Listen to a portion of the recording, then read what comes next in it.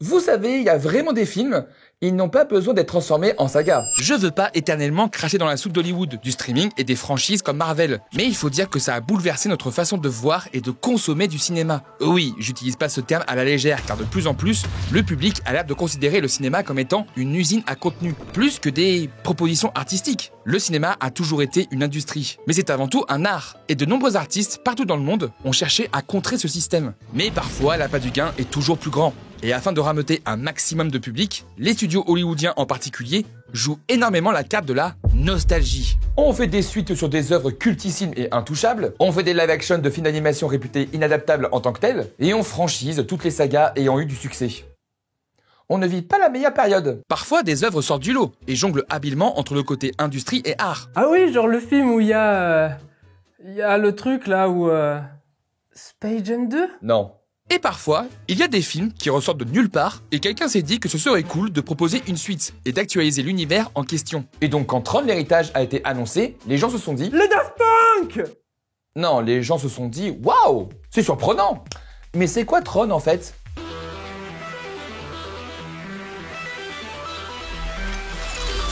Si vous connaissez pas Tron, je vous invite à aller voir l'épisode de Crost qui en parle. Ça vous donnera une bonne base, mais je vais essayer de résumer un petit peu les grandes lignes. Déjà, il faut dire ce qui est. Tron, c'est vraiment cool. C'est en avance sur son temps, ça propose des idées vraiment innovantes, et même si ça a quand même un peu mal vieilli graphiquement parlant, c'était très créatif, avec un vrai charme 80s qui faisait plaisir. C'est un film qui est devenu culte et qui a marqué toute une génération. Pourquoi ? Parce que c'est maîtrisé de bout en bout, et ça parle d'informatique et de jeux vidéo avec respect, sérieux et bienveillance. Ce qui est...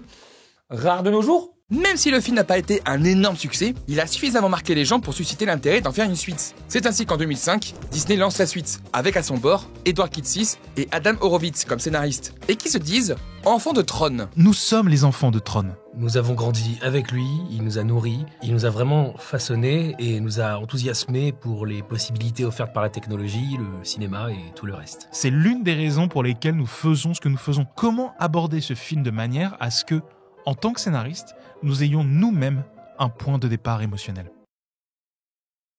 Vous avez vraiment dit ça ? Oui. Mais alors pourquoi le film il est pas bien ? On sait pas. Je vais pas m'éterniser sur la pré-production, j'en parlerai plus tard. Mais on peut noter que c'est Joseph Kosinski qui s'occupe de la réalisation. Il avait à son actif des pubs et un court-métrage Tron pour lancer plus rapidement la production. Tout ça pour dire que c'est son premier film. Ah ouais, quand même. Ah mais oui, mais c'est qu'à Hollywood que tu peux voir un illustre inconnu prendre les rênes d'un projet à plus de 170 millions de dollars de budget. En France, c'est impossible. Bonjour monsieur, voilà, je vous propose comme projet La Grande Vadrouille 2 pour 100 millions de budget. Est-ce que ça vous dit ? Vous êtes qui, vous, en fait ? Je prends ça pour un nom. Ouais. Tocard. Tron Legacy, ou Tron l'héritage, est un succès au box-office, mais est reçu assez tièdement par la presse et le public. Et à l'aube de la sortie de Tron Ares, qui m'intrigue énormément, je voulais qu'on revienne sur ce film qui se veut comme étant une suite fidèle et moderne d'un monstre de la pop culture. Spoiler, c'est pas dingue du tout, mais il y a des trucs cool. Et c'est cool de parler de trucs cool. Cool. Le film s'ouvre sur un générique plutôt stylé. Et je suis désolé d'avance, mais même si la musique du film est incroyable, c'est aussi un de ses défauts. Pardon ? Non mais tu verras que c'est pas gratuit ce que je dis. T'as intérêt, ouais. On redécouvre Flynn, qui a divorcé de son chirurgien esthétique, qui raconte l'histoire du premier film à son fils. Et malheureusement, cette séquence aurait pu être intéressante quand on voit tout le merchandising qu'il y a eu autour du jeu ou du film Tron. D'ailleurs, un petit truc me chiffonne. Dans le premier film, c'était Space Paranoids le jeu, pas Tron. Tron, c'était le nom du programme créé par Alan. Donc soit le film s'autoréférence, pourquoi pas après tout, soit Flynn a développé un jeu basé sur tout ce qu'il a vécu dans le premier film. Ce qui je crois n'est pas expliqué, mais toutes ces questions sont éclipsées par ce Flynn PS3 qui est très moche. Non, vraiment ça marche pas. Il y a zéro émotion qui passe là. Je suis Kevin Flynn et j'ai des sentiments. Peut-être que je suis assez dur, c'est sans doute un des premiers essais en termes de de-aging. Mais on retient que ça. Si le visage rajeuni était présent que dans le monde virtuel, ça aurait pu être pertinent. Et oui, je sais très bien que je dois pas juger un film par rapport à mes attentes. Mais peut-être qu'on aurait pu éviter ça avec... la mise en scène ? Flynn est montré comme un père absent. Pourquoi ne pas jouer là-dessus avec le hors-champ et en montrant Flynn que de dos ? On aurait pu avoir ainsi de l'empathie avec le petit et comprendre à travers l'image que son père allait justement disparaître et qu'il n'a pas été là pour lui après. Enfin, je vais pas donner de conseils vu la gueule de mon premier film comparé à Joseph Kosinski. Et jamais vous verrez des images. Jamais. Oh, allez, s'il te plaît. Bref, on comprend par la suite que Flynn a disparu et qu'il a bien évolué depuis le premier film, en passant d'un joueur passionné au nouveau Steve Jobs ou Elon Musk. Parce que c'est notre projet! Et le film nous ramène 20 ans plus tard, où le fils de Kevin, Sam, n'a aucune identité, car il reproduit quasiment au plan près exactement ce que Kevin a fait 27 ans auparavant. Waouh! Ça, c'est dur. Pour résumer ce qu'il se passe, Encom a été reprise en main suite à la disparition de Kevin Flynn. Il décide donc de faire l'exact opposé de Flynn en créant des trucs pour avoir de l'argent. Capitaliste! Et alors qu'il s'apprête à lancer un logiciel qui pourrait se vendre des milliards, coucou Kylian, Sam infiltre les bâtiments pour pirater le système et rendre libre et gratuit le logiciel pour tout le monde. Sauf que Sam, il reste toujours un actionnaire principal par héritage, donc en soi, il a encore son mot à dire. Pourquoi il se casse le cul à infiltrer le système, a failli mourir pour l'occasion, en se faisant arrêter par les flics, alors qu'il aurait pu débarquer pendant la réunion et dire « Ouais les gars, je suis pas chaud. Voilà. Donc on arrête tout, puis de bisous. Peut-être que j'ai pas tout saisi par rapport à la hiérarchie, mais je pense surtout que c'est un prétexte pour faire une scène d'action et montrer que Sam est comme son père. Sam retourne dans sa Batcave et Alan, le rejoint. Et pareil, un petit détail, mais quand tu veux faire référence au premier film, fais-le bien. Quand Kevin enlève son t-shirt dans le premier film, c'est pour instaurer une petite jalousie et rivalité entre lui et Alan, vu que Laura était son ex. C'était de la provocation. C'était puéril, mais c'était marrant. Là, c'est juste de la frime pour de la frime. À moins que Alan... Alan tente de convaincre Sam de reprendre les rênes d'Encom, mais ce dernier refuse à cause de la disparition de son père. Soit il est mort, soit il est au Costa Rica les doigts de pied à l'éventail. Probablement les deux. Ah ouais, donc toi t'es le genre de héros à être physiquement intelligent. Pour le convaincre plus facilement, Alan dit qu'il a reçu un appel de son père depuis son beeper, provenant de l'ancienne salle d'arcade qui a l'air en ruine, mais qui a encore du courant apparemment. Après de gros clins d'œil et de gros indices pour Sam, il parvient à retrouver le bureau secret de Kevin. Et en essayant de trouver des informations, il se fait transposer dans le monde virtuel.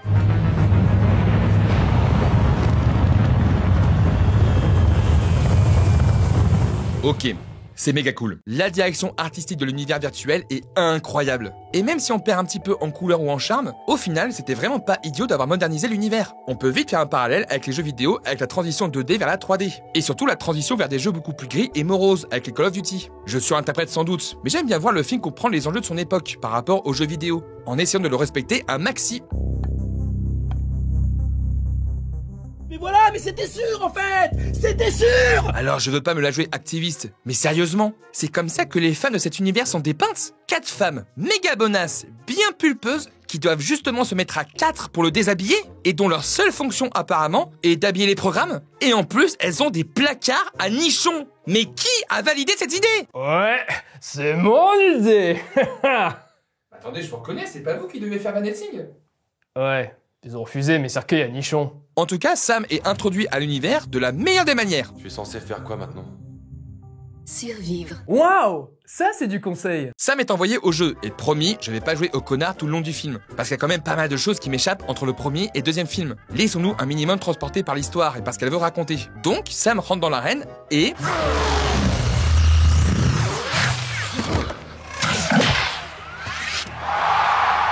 Ouais, c'est la classe aussi. La chorégraphie des combats est vraiment chouette. C'est bien filmé, c'est entraînant, on se prend très vite au jeu, et là j'ai qu'une envie, bah c'est d'y jouer. Justement maintenant, on va jouer à Tron Evolution sur PS3.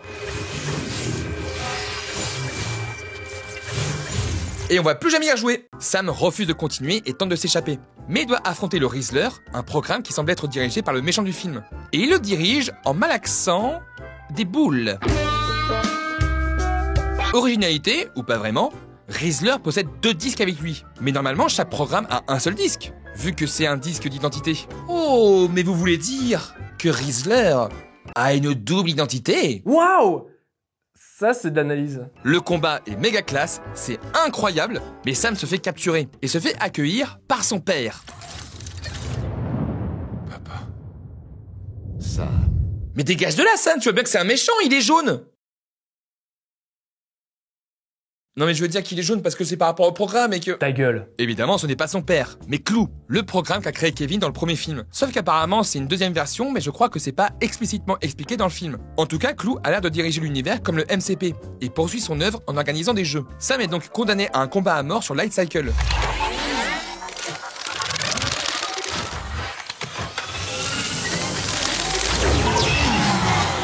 Oh, mais c'est fou! Encore une scène incroyable. Sans doute la meilleure. Oui, je sais, je me moque un petit peu du film pour le moment. Mais en vrai, le début passe bien. Et enchaîne des séquences vraiment entraînantes. On modernise le jeu du light cycle et ça marche trop bien. Le seul reproche réel que je peux faire pour l'instant au film, et je dis bien le seul pour le moment, c'est les dialogues du héros. Ça, je sais faire. Oh mais je vous jure, mais vraiment, il faut qu'il apprenne à se la boucler. Tu n'es pas ton père, tu n'as pas son aura, tu n'as pas son charisme. Et pour le moment, on n'a aucune empathie pour toi car tu es débile et que tu n'as aucune réelle relation pour créer de l'empathie. Contrairement à, je sais pas, ton père. Sam est le pire héros que j'ai jamais vu. Et vous êtes pas prêts pour la suite. Tu crois? Non, c'était une vanne. Après, mea culpa, il a l'air de plutôt bien se débrouiller sur Light Cycle. Mais il a deux doigts de se faire tuer. Et là, il se fait sauver in extremis par... Oh non, pas numéro 13. Mais ce film veut ma mort. Les deux arrivent à s'échapper et Cora emmène Sam rencontrer son vrai père. Sam. Mon fils. Papa, ça fait si longtemps. Rattrapons le temps perdu. Oh oui, d'accord. Alors ce que tu fais, c'est que tu prends le disque, tu le mets en arrière et tu le jettes comme ça. Vas-y. Mais t'es nul. Mais qui est-ce qui t'a éduqué? Pas toi. Ah. Après avoir résumé l'histoire du premier film, Kevin explique ce qu'il s'est passé entre le 1 et le 2. Il avait pour ambition de créer un monde numérique idéal pour aider l'humanité. Mais l'arrivée d'entités appelées ISO ont chamboulé leur vision du monde. Ainsi, Clou, programmé pour créer un monde parfait, voit en cette apparition une anomalie. Il s'est rebellé contre Kevin et a pris le contrôle du monde numérique, en quête perpétuelle de perfection et pour supprimer les anomalies, dont les humains. Oh la vache, mais qu'est-ce que c'est cool! Alors oui, ça se rapproche légèrement de Matrix, mais oui, c'est cool. Kevin continue en disant que Clou a besoin de son disque d'identité pour avoir la pleine puissance et arriver dans le monde réel. Donc, ce dernier dit... Maintenant, c'est lui qui mène le jeu. Et la seule façon de gagner, c'est de ne pas jouer. Et là, ici, on pourrait voir des références à la religion, notamment le bouddhisme. Ce qui me fait penser aussi à Wargames, qui, spoiler, attention, allez ici, voilà, merci, où le méchant déclare à la fin que pour gagner, il ne faut pas jouer. Il y a deux visions du monde qui s'opposent. Et mais qui ça soit comme ça, franchement? Putain, mais le réel, tu peux arrêter d'être aussi beauf concernant les personnages féminins? Surtout que les plans là, ils sont bien longs et ne bougent jamais de position. Tout ça pour qu'on puisse voir ses jambes. Mais faites un effort, merde! Alors bonjour monsieur le réalisateur, vraiment bravo pour votre film, c'était vraiment incroyable. J'avais une question par rapport au personnage de Cora que je trouve super intéressante. C'était quoi votre intention derrière ce personnage? Oh, encore une question à la con, qu'est-ce que vous voulez que je vous dise? Elle est bonne. Ce qu'il faut retenir, c'est que dans cette guerre, c'est le premier qui fera une erreur qui perdra. Donc, il ne faut absolument rien faire. Alors restons prudents et essayons de trouver une... Alors il faut partir. Mais qu'est-ce que t'es con toi aussi? On t'explique que le ressort du monde repose sur le pacifisme de Flynn pour tenter de trouver une solution. Et toi, espèce de tête brûlée qui veut juste la jouer cool, tu veux que papa rentre à la maison? Alors qu'on te dit expressément qu'il pourrait aussi en mourir si on tue simplement Clou. Est-ce que tu as conscience des enjeux? Est-ce que tu as conscience de la portée de vos actions? Ah, qu'est-ce qui m'énerve! En plus, plus tard, on apprend que ça fait plus d'un millier de cycles que Clou essaie de récupérer le disque. Sachant qu'un millicycle est égal à 8 heures dans le monde réel, ça fait combien? Ça fait pas longtemps! Sam part bouder comme un enfant, et Cora, qui vient à peine de le rencontrer, décide de l'aider à voir Zouz qui pourrait potentiellement l'aider. Il débarque en ville en volant une des motos de Kevin, ce qui permet à Clou de retrouver sa cachette. Un héros, vraiment? On arrive dans une boîte de nuit dirigée par... les Daft Punk! Pardon, par Castor, un programme un peu excentrique, accompagné de la fille bonasse du début. Alors même si j'aime bien Michael Sheen, je trouve qu'ici, il en fait un petit peu des caisses. J'aurais plus eu quelqu'un d'un petit peu plus distingué et subtil. Bah tiens, par exemple, un Lambert Wilson. Je pense ça aurait super bien marché. Mais t'es con. Castor se révèle être Zouz, on ne l'a pas du tout vu venir. Et ce dernier trahit Sam pour le compte de Clou, comme par hasard. Et s'ensuit une scène étrange. Oh putain mec, regarde, il y a une baston en bas. T'inquiète, j'ai la musique parfaite pour ça. Oh, très bon choix. Par contre, nos vrais masques, ils sont où? J'ai dû tout vendre pour acheter des cartes Pokémon.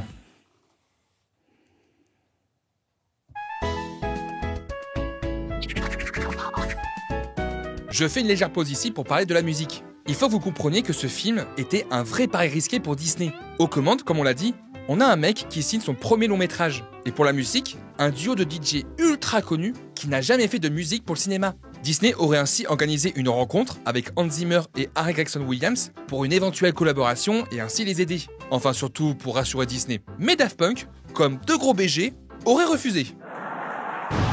Au final, même s'ils ont dit que c'était l'un des projets les plus difficiles sur lesquels ils ont pu travailler, Daft Punk a rendu une superbe copie. Des thèmes forts, des morceaux mémorables, une vraie identité sonore qui arrive habilement à mélanger musique de blockbuster et identité des Daft Punk. J'adore leur musique, mais je trouve qu'ici, elle est parfois mal exploitée, pas toujours bien mise en avant par le montage ou le mixage, et pas toujours en phase avec le rythme des scènes. C'est vraiment bizarre parce que d'habitude, la musique de film est conçue conjointement avec le montage. Or ici, j'ai parfois l'impression qu'elle a été composée soit à partir du scénario, un peu comme Hans Zimmer avec Interstellar, soit qu'elle a été intégrée après coup, sans réel ajustement. Résultat, certaines séquences paraissent déconnectées. Comme si la bande-son et les images ne se répondaient pas totalement. J'irai pas jusqu'à dire que la musique est hors sujet, mais c'est vrai qu'il y a des moments, j'ai l'impression que c'est pas du tout raccord, quitte à parfois desserrer l'ambiance. Par exemple, dans cette scène de combat, on a Derezd. Le morceau est vraiment chouette. Avec un rythme pareil, il aurait dû sublimer le combat. Mais le montage, la chorégraphie et les bruitages ne lui rendent pas vraiment justice. Et en vrai, je suis un peu frustré parce que j'ai l'impression que le film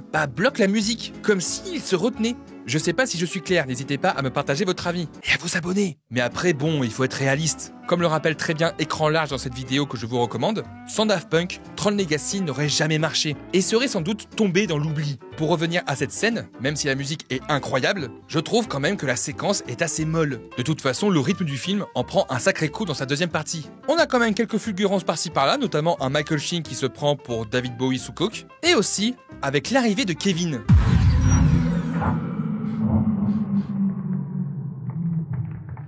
Voilà! Ça, c'est un personnage classe. Sam va bientôt mourir encore, mais Kevin les sauve in extremis avec ses pouvoirs. Pouvoirs qu'on avait partiellement vus dans le premier film, qui ici prennent toute autre forme. Sauf que pendant leur fuite, Kevin se fait subtiliser son disque. Pour résumer, Sam a grillé la couverture de Kevin, Cora est mortellement blessée, et Kevin a perdu son disque et est condamné à fuir éternellement. Mais je voulais juste t'aider. Je voulais que tu sois fier de moi, Pabou. Oui, mais moi je vais te balancer sur l'autoroute. Est-ce que je l'ai fait? Bah non. On fait pas toujours ce qu'on veut. Oh là là, faudra que je t'éduque toi, hein. C'est vraiment pas gentil. Vilain Pabou. Juste une petite mise au point. Je sais qu'on reproche beaucoup en ce moment aux critiques et aux créateurs cinéma de se concentrer que sur le scénario et ses incohérences. De mon côté, je m'en fous. Ça m'empêche pas d'apprécier un film. Et il n'y a pas que ça dans un film. Tout a son importance. Car sans mise en scène, sans décor, sans costume, sans comédien, le scénario sert à R. C'est pour ça qu'on dit que le cinéma, c'est l'art du mouvement. Il faut avant tout réfléchir à la mise en scène dans son ensemble pour au mieux servir son histoire. Par contre, il y a un truc à mes yeux qui est super important, c'est l'empathie pour les personnages.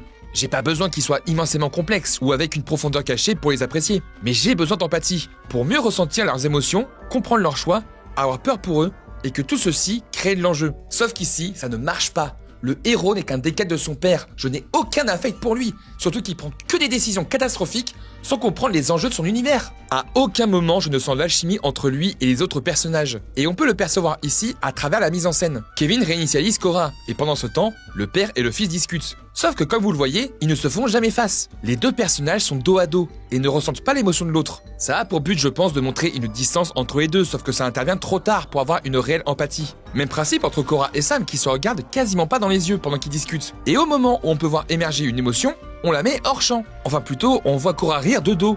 D'ailleurs, pourquoi elle rigole comme ça ? Bref, tout ceci manque d'impact émotionnel et l'empathie n'arrive jamais à se créer. Je vais vous prendre un autre exemple avec Batman et Robin. Waouh, ça c'est de la référence. Quand Batman débarque face à Freeze et dit « Salut Freeze, je suis Batman », on a un problème. La caméra change d'angle au moment de la réplique pour se concentrer sur la réaction de Freeze plutôt que sur l'aura et l'iconisation de Batman. Et ça, c'est la base quand on veut montrer l'importance de l'identité de Batman dans ses itérations. Sauf que là, le fait d'entendre la réplique hors champ enlève tout impact. Le montage a un sens. Tout ça pour dire que pour moi, en tant que spectateur lambda, j'ai besoin d'avoir de l'empathie pour les personnages pour être embarqué. Même si l'histoire est un petit peu légère, et même si la mise en scène est assez pauvre, je pense que c'est méga important pour tenir réveillé le spectateur, et pour un minimum l'ancrer dans l'histoire. Bref, arrêtons de digresser et revenons au film. Le trio prépare un plan pour récupérer le disque de Flynn. Pendant que Clou se la joue dictateur, ça a vachement changé Tron, Cora se jette dans la gueule du loup pour créer une diversion, et elle se fait capturer par Rizzler. Mais en fait... Tron. Waouh, ça c'est du plot twist. Oui, Tron a été reprogrammé par Clou pour qu'il devienne Rizzler, mais c'est pas méga important pour l'instant. Clou prépare ainsi son invasion du monde réel, et cette partie est très intéressante quand on fait le parallèle avec le début du film, où on voyait Flynn faire un discours aussi. Les deux ont ainsi la même vision du monde, avec des pensées et des actions différentes. Et le film traduit cela avec beaucoup de parallèles dans certaines séquences, et beaucoup de symétrie dans les plans, ce que je trouve très pertinent ici. Après, ne me faites pas dire ce que j'ai pas dit. Jouer sur une mise en scène binaire dans un univers virtuel, c'est pas méga original. Mais ça a le mérite d'être efficace et de raconter quelque chose. La clé de notre prochaine conquête est enfin là, entre nos mains! Sam s'infiltre dans la planque de clous et parvient à récupérer le disque et Cora. Et tout ça en réussissant à neutraliser Riezler Tron, qui a l'air nettement moins puissant. Ils arrivent donc à s'échapper avec Kevin. Et le perds pas cette fois. Tu te fous de ma gueule, là. Après tout ce que t'as fait, C'est une blague! je m'en branle, dégage. Je veux plus te voir, dégage. Tu me pompières, attends. Putain, gosse. C'est l'heure de la course-poursuite finale, avec Clou qui... Oh mais mon Dieu, mais que c'est classe! La scène est incroyable. On en prend plein les yeux et les oreilles, c'est dynamique de fou. Putain, mais c'est trop cool! Dans cette dernière bataille pour l'humanité, l'identité de Tron semble lui revenir, montrant que ce programme peut aller à l'encontre du concepteur pour retrouver sa propre identité. Il se détache du groupe et fonce pour tuer Clou. Sauf que ça sert à rien, et il se fait balancer dans l'eau. Et on le reverra plus jamais. Le trio se rapproche du portail, mais Clou leur barre la route. Tu voulais un monde parfait? Le voilà, ton monde parfait! Il est pas parfait! T'as vu ta gueule? Quoi, ma gueule? Qu'est-ce qu'elle a, ma gueule? Les trois sont impuissants face à Clou. Ah oui, j'ai oublié de vous dire que Cora est une ISO, la seule survivante. Un signe pour montrer que c'est l'élu. Peut-être que c'est elle la clé pour trouver une solution pour que Kevin puisse partir sain et sauf. Spoiler, non. Enfin si, mais pas du tout comme on pourrait l'imaginer. Cora n'a pas de puissance cachée ou un pouvoir hors du commun. Non, elle a juste échangé son disque avec Kevin pour se la jouer de Clou. Un personnage vraiment... Kevin exhorte Sam de partir. Je partirai jamais sans toi! Mais Sam s'en va quand même. Pucci est mort en regagnant sa planète. Sam et Cora parviennent à s'échapper et Kevin et Clou fusionnent pour mourir tous les deux. On retrouve donc Sam dans le monde réel qui décide de reprendre les rênes d'Encom. Ce qui veut dire que si cette scène se serait passée comme ça... Il faut que tu reprennes les rênes de l'entreprise. Ok. L'univers numérique aurait continué à perdurer innocemment et Kevin serait encore vivant. Bon bah, fin de film. Enfin, Sam et Cora partent en moto pour voir le soleil se lever. Et... bah fin. Et ben, tout ça pour ça? Pour revenir au point de départ? Chapeau. C'est dommage. J'ai trop envie d'aimer ce film. Mais il y a plein de trucs qui vont pas. Pour le coup, je vais essayer d'être le plus clair possible et de vous expliquer mon ressenti, car je sais que le film est pas mal apprécié et a raison. C'est un film d'aventure diablement efficace qui tient la route tout du long. J'ai plutôt passé un bon moment, et ça se sent que l'équipe a voulu rendre honneur à l'univers Tron, en le modernisant de la bonne manière. Mais parfois, les bonnes intentions et les bonnes idées ne suffisent pas pour faire un film parfait. Et retenez juste que ce n'est pas grave. Tous les films ne sont pas censés être des chefs-d'œuvre ou des navets. Le cinéma, c'est pas binaire. Ça existe aussi des films qui sont cool, un peu moyens, ou qui sont juste oubliables, ou avec un potentiel gâché. Un peu comme Tron Legacy. Déjà, je félicite le réalisateur qui a réussi à faire un film de cette ampleur pour son premier film. Alors sans doute que Disney a énormément chapeauté la réalisation, mais tout de même, quand on voit les films qu'il a fait par la suite, ça prouve qu'il sait tenir la baraque. Tous les départements techniques ont fait un travail monumental sur le film. Les décors sont somptueux, les effets spéciaux à part Flynn PS2 sont incroyables, la musique, bordel de merde! Même si parfois elle est un peu omniprésente ou que je la trouve pas hyper bien utilisée, elle reste incroyable. Et ça me fait chier de me dire que Disney a réussi à les convaincre de faire un film, alors que nous, on n'a pas réussi à les faire venir aux Jeux Olympiques. Si Londres a pu réunir les Spice Girls, on aurait pu réunir les Daft Punk. Le design des véhicules sont fous et ont pu voir le jour grâce à des vrais concepteurs automobiles, notamment un ancien de chez Bugatti. Les costumes aussi sont réussis et les lumières ne sont pas artificielles. Et on doit ça à l'équipe de décoration, de lumière et de costumes, dont un nom qui m'a été familier, Michael Wilkinson, qui a travaillé avec Guy Ritchie et Zack Snyder. En gros, la direction artistique est méga maîtrisée. Même les placards à nichons? Ouais, j'en suis très fier. Hop là, belle! La mise en scène est particulièrement réussie, entre les scènes d'action de haute voltige et même les séquences plus calmes, où la lumière est très élégante. La caméra se veut très mobile, très propre dans son mouvement, donc jamais de caméra à l'épaule pour montrer la perfection de ce monde virtuel. Et comme j'ai pu le dire, la réalisation joue beaucoup sur la symétrie et les parallèles pour appuyer davantage le caractère des héros. Mais après, force est de constater que tout ceci, ça reste un petit peu générique. Ces éléments-là, ce sont des fulgurances par rapport au style visuel de Kosinski, qui est pas très marqué. Il a pas une patte très définie comme d'autres réalisateurs. Attention, il sait très bien filmer l'action, c'est très beau et efficace. Mais ça veut pas forcément raconter quelque chose. Ce n'est pas comme Mr. Robot par exemple, qui joue aussi sur cette réalisation binaire et qui traduit au mieux les sentiments des personnages. Ici, la mise en scène reste quand même assez fonctionnelle. On n'aura jamais de réelle fulgurance ou une esthétique personnelle qui permettrait à Tron de se démarquer clairement des autres blockbusters. C'est propre, c'est beau, c'est efficace, mais ça reste quand même un peu générique. Ce qui fait que la mise en scène accompagne très rarement l'histoire et les personnages, alors qu'elle avait les moyens de le faire, ou du moins de gagner en originalité comme le promet Tron à son époque. Le seul truc vraiment chouette, et malheureusement je n'ai pas pu le constater, c'est que toutes les scènes filmées dans le monde réel sont en 2D, et toutes les scènes dans le monde virtuel sont en 3D. Je pense que ça doit être impressionnant, et surtout c'est un choix de mise en scène ultra pertinent par rapport à l'immersion du personnage et par rapport à notre immersion à nous. Sauf qu'aujourd'hui, c'est excessivement cher et rare de voir un film en 3D chez soi, donc bon, pour nous, ça n'a rien changé. Oui, le seul truc qui change pour nous, c'est que quelques scènes sont tournées en IMAX, et donc parfois c'est en plein format. Et j'avoue, ça en jette à max. Mais c'est chiant de voir les bancs noirs s'enlever et se remettre à chaque fois. Oui, je confirme. D'ailleurs, si le monteur pourrait arrêter, s'il vous plaît. Merci. Après, ne crachons pas dans la soupe. Tron l'héritage a reçu un soin particulier quant à sa direction visuelle. On parle de 2 mois de tournage et presque 1 an et demi de post-production. Ça fait bien plaisir. Et les films d'aujourd'hui devraient prendre exemple sur ça. Il faut dire ce qui est. Tron l'héritage est un film qui manque cruellement d'identité. Et ça se ressent dans le traitement narratif. L'histoire est assez prévisible dans sa structure. On sait très bien à l'avance ce qui va se passer. Et on a du mal à s'impliquer pleinement. Et aussi attention, c'est pas parce que le film aborde des thématiques intéressantes autour du numérique et de la religion que ça en fait forcément un bon film. Si le film veut raconter quelque chose, qu'il le fasse bien, qu'il ne reste pas en surface, qu'il le fasse avec subtilité ou de manière explicite, en mettant en scène des personnages et des actions qui permettront de mieux appréhender ces thématiques. Des personnages qui servent l'histoire ou qui ne vont pas à l'encontre de ces thématiques. Parce que le gros problème, c'est lui. Qui ça, moi? Mais non, pas toi, lui. Mais pourquoi tu me pointes du doigt? Oh mais le monteur, tu peux arrêter de faire le con? Lui, Sam Flynn, un héros qui balance des punchlines nulles et qui prend mauvaise décision sur mauvaise décision. Le simple fait qu'il ait un manque autour de son père, ça me suffit pour m'attacher. Sauf qu'entre certains dialogues hyper mal écrits, une direction d'acteur plus que discutable, difficile d'y croire. Et quand je pense qu'on aurait pu avoir Crispin à la place, je rappelle que Crispin, c'est ça. What madness is this?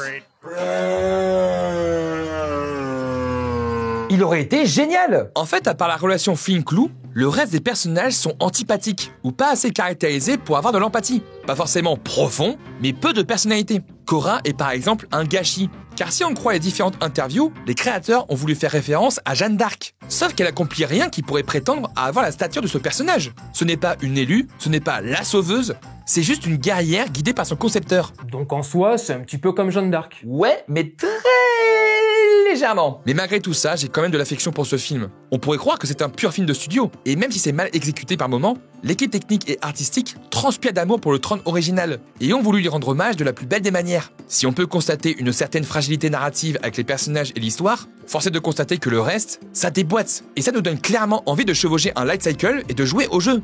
Et alors, Tronares, qu'est-ce qu'on en pense? Ah, quel dommage, dommage.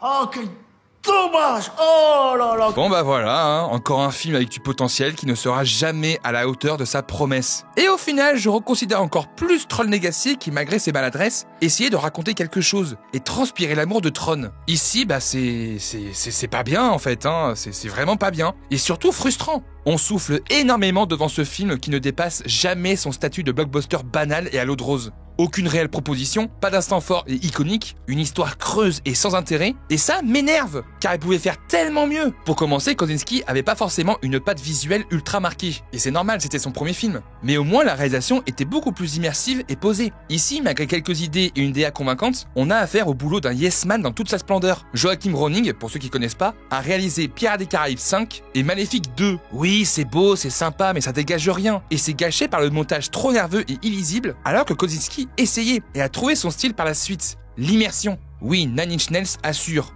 Mais je m'attendais à un poil mieux, et je trouve que Daft Punk était beaucoup plus impactant. Le principal souci, c'est que j'ai l'impression que ce film ne parle quasiment pas de Tron Legacy, et du lore qu'il a voulu explorer, et qui aurait fait une suite logique. Aucune mention des ISO, pas de clou à l'horizon, pas de Sam et Cora, pas de Tron, bordel de merde. Il est où? C'est quand même le pivot de la saga. Non, ce film, c'est juste une bataille d'entrepreneurs autour de l'IA. Waouh! Ça, c'est original! Je voulais pas voir une histoire grandiloquente autour de l'utilisation de l'IA, avec d'un côté les gentils pour l'écologie, et de l'autre les méchants pour l'armée. C'est vu et revu et inintéressant. Je voulais juste voir l'idéologie de Clou se propager dans le monde réel, et faire un vrai film d'Home Invasion. L'histoire est creuse, remplie de clichés, molle, et plombée par des dialogues affreux par moments. Dialogues portés par un Jared Leto qui se la joue Pinocchio virtuel, et qui... déjà est un gros connard gourou de secte, mais qui est surtout antipathique et sans charisme. À part Athena qui est plutôt convaincante, tous les personnages sont chiants et antipathiques. C'est encore pire que Tron Legacy. Et ça me fait même revaloriser les défauts que je lui reprochais. Notamment Cora qui au final a un traitement nettement plus cohérent que Ares dans sa psychologie.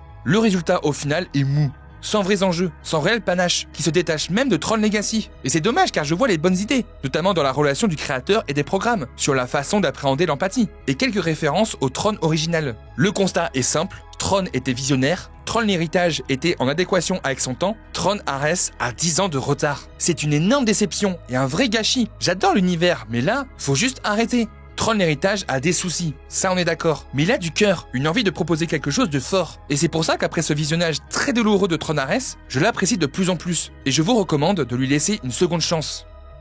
Après, si vous aimez les films autour de la réalité virtuelle, eh ben il y a Matrix, qui le fait bien mieux, ou sinon il y a Paprika de Satoshi Kon. Alors les similitudes sont un petit peu plus subtiles, mais j'y trouve quelques ressemblances. Et surtout, c'est pas du tout une excuse pour vous inciter à regarder Paprika. Merci à tous, j'espère que ça vous a plu. N'hésitez pas à vous abonner pour le soutien et à partager la vidéo. Sur ce, je vous dis à très vite et n'oubliez pas d'aimer les œuvres que vous aimez. Ciao!